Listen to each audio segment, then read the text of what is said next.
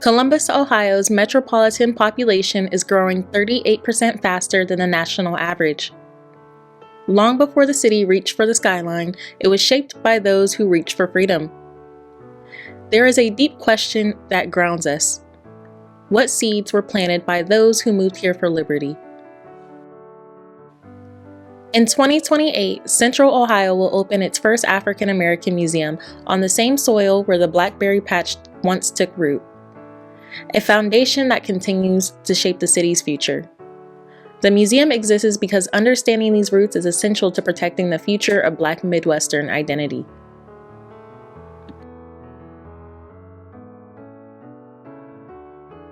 In the 19th century, Columbus became a crucial stop on the Underground Railroad, offering refuge to those fleeing slavery. After emancipation, new restrictions under Jim Crow laws pushed thousands of Black families north, furthering Columbus's reputation as a safer destination.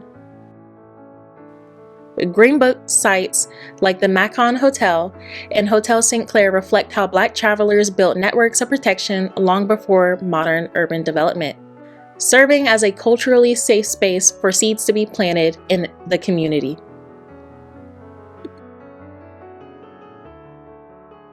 After the Roaring '20s, the rapid expansion of stock speculation led to the 1920s stock market crash. Jobs disappeared almost overnight, hiring slowed to a halt, leaving African American workers shut out of the workforce. By 1932, Black unemployment soared to nearly 50% nationally, and in Ohio it reached 37%, leaving many families in economic hardship. I pledge myself to a new deal for the American people. By March 4, 1933, Franklin D. Roosevelt was inaugurated as president. He instantly prioritized a new federal policy called the New Deal. The New Deal's objective was to assist in job security, regulate banks, and rescue America's failing capitalistic structure. Meanwhile, Columbus organizations and leaders nourished civic engagement. In 1934, E. Carey Coles and the Housewife League challenged discriminatory hiring practices in Mount Vernon businesses. By 1936, Nimrod B. Allen's Frontiers Club further nourished civic engagement by developing and coordinating Black leadership in Central Ohio. As financial instability persisted, housing stability also became a risk. The Federal Homeowners Loan Corporation claimed predominantly African American neighborhoods were labeled too risky, draining the Near East Side of home ownership and generational wealth. However, as part of President Roosevelt's New Deal, the Federal Housing Association began to develop low-income housing developments for underdeveloped areas. By 1939, the Columbus Metro Housing Authority encouraged public housing in the patch, despite the residents' objections to government involvement. And on October 12, 1940, President Roosevelt cut the ceremonial ribbon to the newly opened Poindexter Village. James Preston Poindexter, for whom the village was honored after, modeled the union of faith and activism. He was able to accomplish many things in his lifetime. He started out as a conductor on the Underground Railroad, using his home and church as a safe space for those escaping slavery, as well as spearheading the anti-slavery Baptist Church, pastoring at the Second Baptist Church, was also a barbershop owner who was able to leverage his network with his clients to enter politics, becoming the first African American to serve on the Columbus City Council and work on the Board of Education.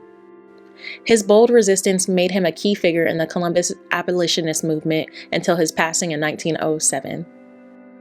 Historically, the Black American Church has deeply intertwined faith and politics, especially in Columbus, Ohio.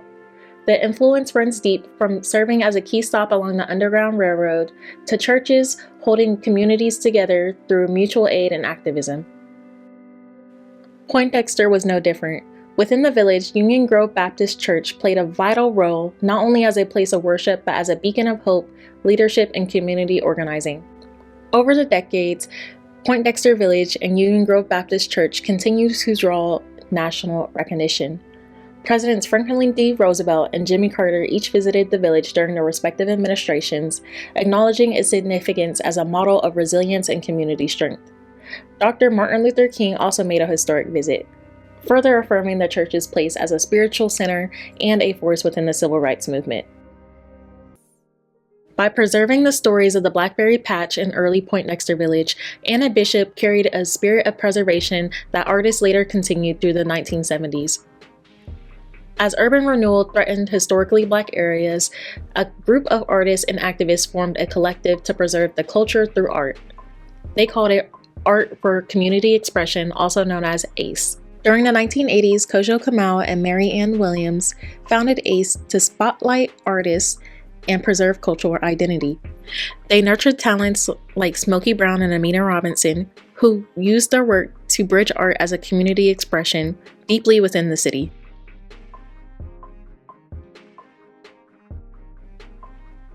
Another pillar emerged in 1989 with the founding of William H. Thomas Art Gallery. Named after the community leader William H. Thomas, it quickly became one of the oldest continuously operated Black-owned galleries in the country.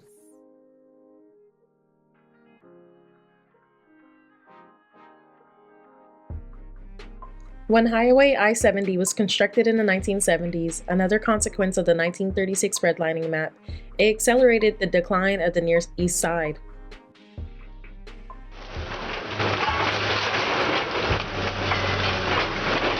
Fast forward to 2013, the city of Columbus had demolished 33 of the 35 original Poindexter Village buildings to make way for the mixed-income housing, initially focused on retirement units. But as the village came down, a coalition rose up. Former residents, Union Grove Baptist Church, community leaders, and the newly formed James Preston Poindexter Foundation began the fight to preserve what remained. Since 2014, James Preston Poindexter Foundation has led efforts to protect the site, advocating for preservation and ensuring that the museum will be rooted in the community it represents. By 2017, a formal agreement was in place to protect the site and create a museum honoring Poindexter Village's legacy. In 2021, the site earned historic designation, and Columbus City Council pledged restoration funding. The traditions of Black activism does not stop with Poindexter Village. In fact, it spans across several decades. In 1968, Black students at Ohio State demanded an ethnic studies program and more Black faculty, calling for an education that reflected their lives and history. The student movement of 1968 echoed a deeper truth. Each generation must fight to be seen and taught truthfully.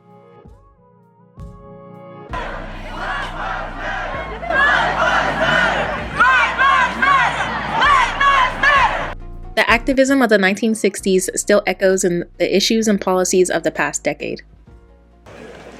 Good afternoon. How you doing? Alright. I want to specifically talk to you about privatization and the way it is impacting workers here at the university and also affecting those people of color. We believe that the McCracken Power Plant will displace 700 to 1,000 workers here at the university. Those are workers who are predominantly people of color. In 2025, community members and student groups came together to protest the rollbacks of DEI efforts made within Ohio State. A part of this policy includes repurposing the Hale Hall Cultural Center, which is a historic Black building on campus. Now being in almost a similar predicament as the repurposing of the Poindexter Village buildings, it is proof that history does not disappear, but it lingers. Marked by first steps and final farewells, Poindexter Village has preserved its roots. The story will be in the soil, ensuring that it will continue to grow, because when communities lose their history, they also lose the map that guides their future.